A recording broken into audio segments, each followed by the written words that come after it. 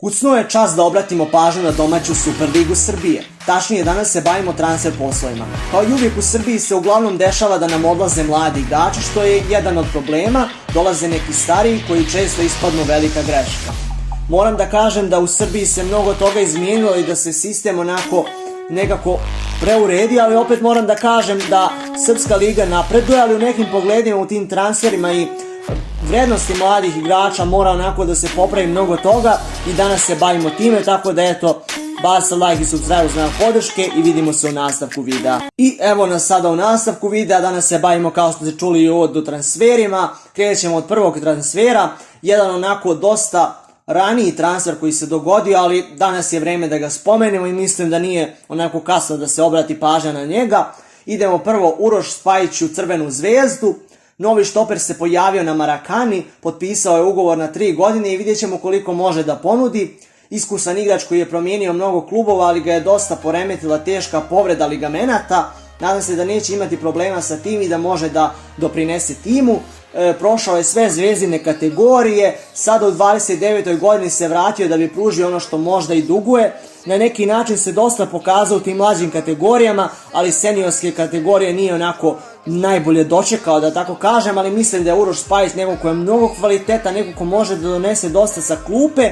Vidjet ćemo koliko može da dobije šanse umjesto Dragovića ili Jerakovića, vidjet ćemo hoće li Dragović ili Jeraković da idu na ljeto ili zimu, ali mislim da je sada vrijeme da onako razmišljamo i o tome. Vidjet ćemo koliko zapravo može da se tu nađe mjesta za njega, Nemanju Milunovića, Dragovića, Jerakovića, ali mislim da Uroš Spajić je neko ko, ako ne bude imao problema sa povredama, može da dobije šanse kod Milojevića. Mislim da je Milojević svakako neko ko može da dosta dobro radi sa njim i mislim da se Uroš Spajić neće imati problema da se uklopi u tim crveno-bijelih, ali mislim da, opet moram da kažem da je Crvena zvezda veliki tim i da mora dosta dobro da se pokaže. Eto, vidjet ćemo koliko zapravo Crvena zvezda može da privede ligu na najbolji mogući način i moram da kažem da Uroš Spajić će biti važan igrač ako se bude nastavilo dalje i sljedeće sezone očekuje Crvenu zvezdu možda i taj direktan plasman u Ligu šampiona, što može da znači za Uroša Spajića i za sam kadar koji mora da bude onako dosta dobar da bi se opravdala očekivanja. Onda moramo da idemo dalje, Stefan Hajdin u Dinamo Batumi. Gruzijski tim je nova sredina za defanzivca, prošao je mlađi pogon FK Zemuna, igrao za Spartak, Zvezdu i Voždovac. Sada odlazi iz Srbije, ali ne u neku perspektivnu sredinu, franšizu. Realno da je ovo korak ispod za njega i da će ovo dosta uticati na njegovu karijeru, ali izgleda da nije imao neki izbor, pošto ga vjerovatno nije željelo mnogo klubova. Stigao je besplatno, ima 28 godina, mislim da je ovo svakako korak ispod za njega i da neće mnogo dobro da se provede u Gruziji, ali opet mislim da Dinamo Batumi ne može da onako bude prava sredina za njega.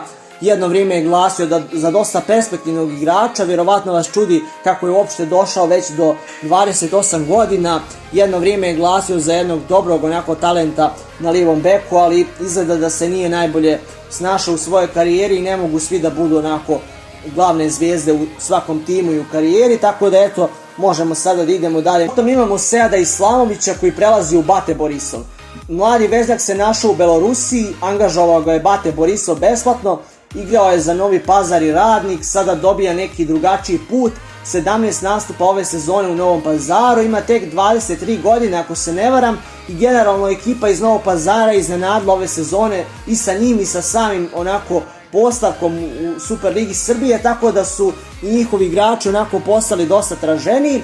Moram da kažem da možemo da vidimo mnogo napretka u Islamoviću i mislim da će dosta dobro da se snađe kao veznjak u Bate Borisovu. Bjelorusija, znači liga koja je onako i poznata i nepoznata, vidjet ćemo koliko zapravo može da dobije šanse i vidjet ćemo da li ima neke šanse da bude onako još veći razvoj da se dogodi kod njega. Možemo sada dalje na Nikolu Terzića koji je doveden u Bandiraspor, to je znači turski tim, čukarički talenat odlazi iz Partizana u Tursku. U pitanju je Terzić koji je pokazao neki nedefinisan potencijal. Uglavnom je talent te čukaričke škole i mislim da se dosta onako je procvetao u Partizanu, mislim da je pokazao dosta i da je zaslužio da ide dalje. Jednostavno mi je možda malo pre rano da ide od 17 godina, ali eto, tako naši ljudi rešavaju ovo.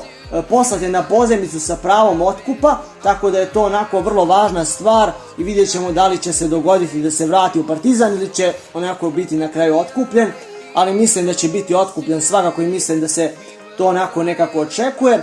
Jedan zanimljiv fudbaler može biti onako dosta dobiti iskustva u Turskoj ligi i onako mislim da iako nije atraktivna liga, ima šanse za njega da se probije. Đorđe Gordić na pozajmici u Lomelu.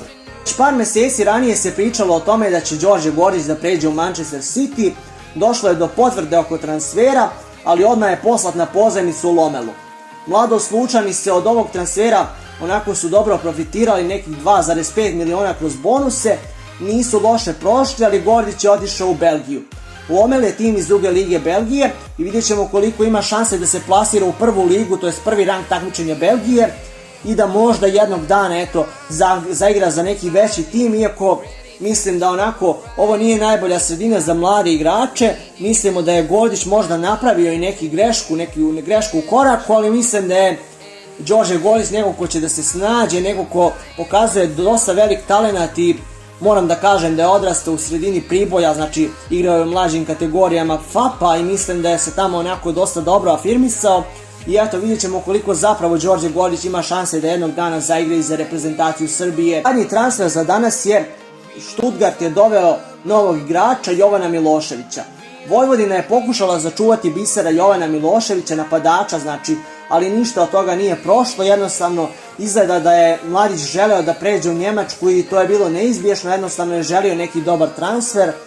Prelazi od 17 godina, mislim da je stvarno rano za njega bilo, ali eto, nastavlja se taj tretman koji ozbiljno onako kvari ugled naše lige. Mislim da je mnogo klubova onako željelo da ga dovede, ali na kraju se odlučio da ide u Evropu. Tražili su ga i Crvena zvezda i Partizan, onako dosta je bio na meti i ostalih klubova, ali eto, nadoknada, znači 1,2 miliona je prošla i eto, vidjet ćemo da li je ovako nešto bilo pametno uopšte, vidjet ćemo koliko zapravo može da se pokaže Jovan Milošević u Evropi i da vidimo da li razvoj u Njemačkoj može biti dobar i za naše mlađe igrače. I eto, to je bilo to što se tiče ovog videa. Ako vam se svideo video, bacite like i subscribe u znak podrške i vidimo se u nekim od narednih videa. Sportski pozdrav!